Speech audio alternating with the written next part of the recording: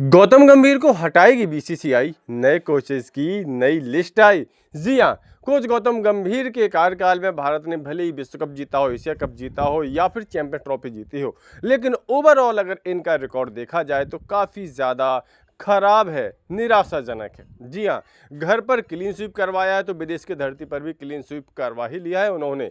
कई सारी bilateral series में नाक कटाने के बाद अब सवाल खड़े हो रहे हैं कि क्या कोच गौतम गंभीर की छुट्टी कर देनी चाहिए, और अगर कोच गौतम गंभीर की छुट्टी होती है तो फिर उनकी जगह पर नया कोच कौन होगा। निश्चित तौर पर गौतम गंभीर से तो बेहतर होना ही चाहिए। तो ऐसे में एक से एक बड़े दिग्गज क्रिकेटर भारतीय टीम का कोच बनने की इस रेस में शामिल हैं। वो पूरी तरह से भारतीय टीम को बदलने की क्षमता रखते हैं। उनमें से एक नाम तो है वीवीएस लक्ष्मण का, जिनकी अगुवाई में अभी हाल ही में भारतीय टीम ने लगातार 2 क्लीन स्वीप के बाद एकदम से अपना फॉर्मेट बदलते हुए, अपनी एनर्जी को हाई करते हुए क्लीन स्वीप कर दिया है। कुल मिलाकर के अगर देखा जाए यहाँ पर गौतम गंभीर के बारे में तो इनका रिकॉर्ड काफ़ी ज़्यादा ऊपर नीचे रहा है, लेकिन ओवरऑल देखा जाए तो जब से ये आए हैं टीम इंडिया लगातार हार रही है। अगर आपको याद ना हो तो आपको बता दें कि कोच गौतम गंभीर को 2024 टी20 वर्ल्ड कप के बाद से ही कोच बना दिया गया था। भारतीय टीम ने उसी समय टी20 वर्ल्ड कप जीता था और उस समय टीम हर एक फॉर्मेट में नंबर 1 थी, अच्छा प्रदर्शन कर रही थी। तो उम्मीद थी कि कोच गौतम गंभीर की अगुवाई में टीम और ज़्यादा आगे बढ़ेगी, लेकिन तब से वनडे हो या टेस्ट या फिर टी20 फॉर्मेट, सभी में टीम इंडिया की लंका बनी पड़ी है। पहले तो टेस्ट में भारत की लुटिया डूबी, उसके बाद ओडीआई फॉर्मेट में कबाड़ा होगा और अब तो टी20 में भी हमारा सफाया होने लगा आयरलैंड जैसी टीम के हाथों। 4-4 सीरीज में हम क्लीन स्वीप करा चुके हैं, जिसमें कि 2 सीरीज टेस्ट सीरीज घर में हम क्लीन स्वीप करवा चुके हैं। तो अभी हाल ही में विदेश में जाकर के 2 सीरीज का सुपड़ा साफ करवा के हम आए हैं। ऐसे में सवाल तो खड़े होने ही थे, तो सवाल खड़े हो रहे हैं। और ये सवाल इसलिए भी खड़े हो रहे हैं क्योंकि वही टीम जो आयरलैंड दौरे पर, इंग्लैंड दौरे पर अपना क्लीन स्वीप कराती है टी20 सीरीज में, वही टीम कुछ ही दिनों के बाद जब जिम्बाब्वे जाती है नए कोच के साथ, तो वो जिम्बाब्वे का क्लीन स्वीप कर देती है। अब कोई ये कहे कि जिम्बाब्वे का ही क्लीन स्वीप तो किया है, अरे भाई तो आप इससे ठीक पहले 15 दिन पहले ही तो आप आयरलैंड से क्लीन स्वीप करा के आए थे। तो आयरलैंड और जिम्बाब्वे में कितना अंतर है? कोई ऐसा तो अंतर है नहीं कि आयरलैंड ऑस्ट्रेलिया है और जिम्बाब्वे जिम्बाब्वे है। भाई जिम्बाब्वे से तो कमजोर आयरलैंड मानी ही जाती है, उससे क्लीन स्वीप करा के आए थे, तो जिम्बाब्वे का क्लीन स्वीप करना भी अपने आप में एक बड़ी उपलब्धि ही मानी जाएगी। और वैसे भी अगर वीवीएस लक्ष्मण का रिकॉर्ड देखा जाए तो काफ़ी अच्छा है। उनके रिकॉर्ड के बारे में बाद में बात करेंगे, पहले तो हम जरा गौतम गंभीर का रिपोर्ट कार्ड देख लेते हैं।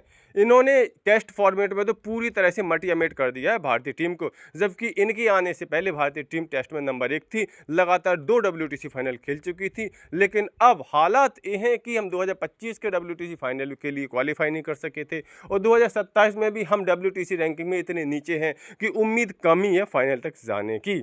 तो अब ऐसे में सवाल बड़े खड़े हो रहे हैं कि क्या गौतम गंभीर की विदाई होने वाली है, और अगर विदाई हो जाती है तो फिर नया कोच कौन बनेगा टीम इंडिया का। तो ऐसे में आपको बता दें कि भारत के ही 4 दिग्गज खिलाड़ी इस रेस में शामिल हैं। सबसे पहला और सबसे फेवरेट नाम तो है वीवीएस लक्ष्मण। जी हाँ, वीवीएस लक्ष्मण जो कि कभी कभार भारतीय टीम के हेड कोच बना करके भेज दिए जाते हैं और जहां पर भी भेजे जाते हैं एक टीम को जीत दिला करके ही लौटते हैं।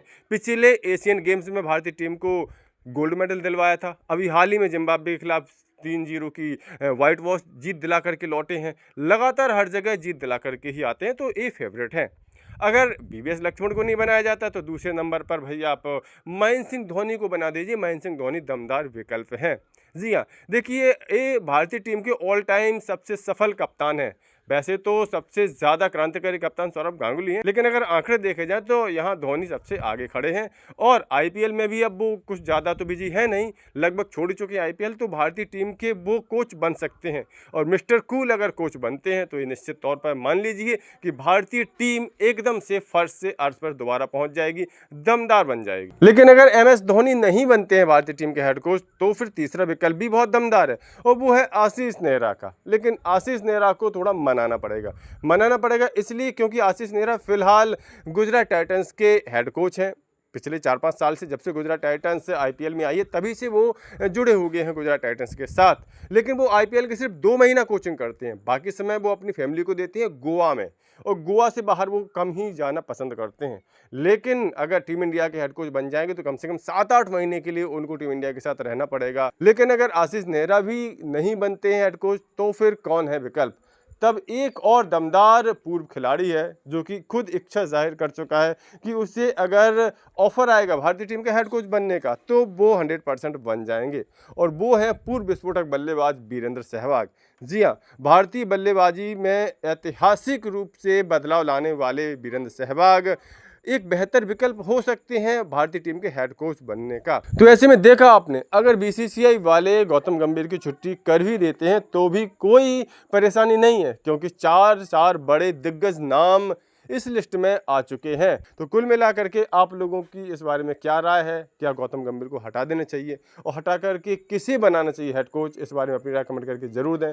साथ ही क्रिकेट की इसी खबरों के लिए cricket update YouTube channel subscribe जरूर कर लें। क्रिकेट अपडेट मैच के पहले भी, मैच के बाद भी।